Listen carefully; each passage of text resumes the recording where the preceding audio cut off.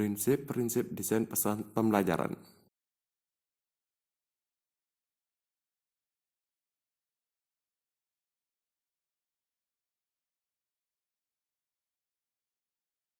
Yang pertama yaitu ada prinsip belajar konsep. Menurut Egan dan Kouchek pada tahun 2004 dalam Thompson tahun 2006, konsep dapat dianggap sebagai ide, objek, kejadian yang membantu kita memahami dunia di sekitar kita. Nah, lanjut ke materi yang selanjutnya yaitu ada jenis-jenis konsep. Fleming dan Levy pada tahun 1981 membedakan jenis konsep dalam 4 jenis sebagai berikut. Yang pertama yaitu ada konsep konjungsi, merupakan konsep yang paling mudah dipahami. Konsep ini sebagian besar digunakan dalam buku pelajaran di sekolah. Yang kedua yaitu ada konsep benda nyata, lebih mudah dijelaskan dari beberapa konsep abstrak. Yang ketiga yaitu ada konsep abstrak, dapat dipelajari dari berbagai struktur verbal. Konsep-konsep abstrak tidak selamanya sulit dipahami. Yang keempat yaitu ada konsep mudah dipahami. Dengan jumlah kriteria dan non-kriteria, analisis konsep dapat dilakukan dengan cara pemeriksaan terhadap kriteria konsep dan non-konsep. Lanjut ke materi yang kedua mengenai pemilihan contoh dan non-contoh. Pengguna contoh dan non-contoh merupakan cara yang dapat digunakan dalam menjelaskan konsep. Orang dapat mengidentifikasi kriteria yang disajikan dalam contoh dan mengidentifikasi yang bukan kriteria contoh.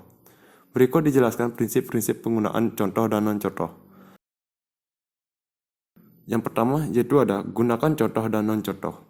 Pada dasarnya, contoh menunjukkan apa itu konsep dan non-contoh menunjukkan bukan hanya konsep. Kedua hal tersebut menjadi objek penting bagi pembelajar dalam memahami konsep. Jika hanya menyajikan contoh saja, maka konsep yang dipahami akan terlalu luas. Yang kedua yaitu ada gunakan beragam contoh. Penyajian contoh memiliki peran tentang luasnya konsep. Misalnya, konsep mamalia diperluas dengan menambah anjing, tikus, gajah, kanguru, dan lain-lain. Yang ketiga itu ada sebaiknya karakteristik contoh dengan non-contoh berlawanan. Sajikan sebanyak-banyaknya karakteristik atau atribut dari contoh agar pemahaman terkadang suatu konsep semakin mendalam. Namun sebaliknya sajikan sedikit atribut dari non-contoh. Karakteristik antara contoh dan non-contoh harus berlawanan agar tidak menimbulkan kebingungan. Perhatikan gambar berikut yang menyajikan konsep segitiga. Yang ketiga yaitu ada prasyarat belajar konsep. Yang pertama, pelajari terlebih dahulu konsep yang mudah. Dalam belajar, konsep disuruh pembelajar membedakan antara atribut-atribut. Misalnya, perbedaan besar dan kecil,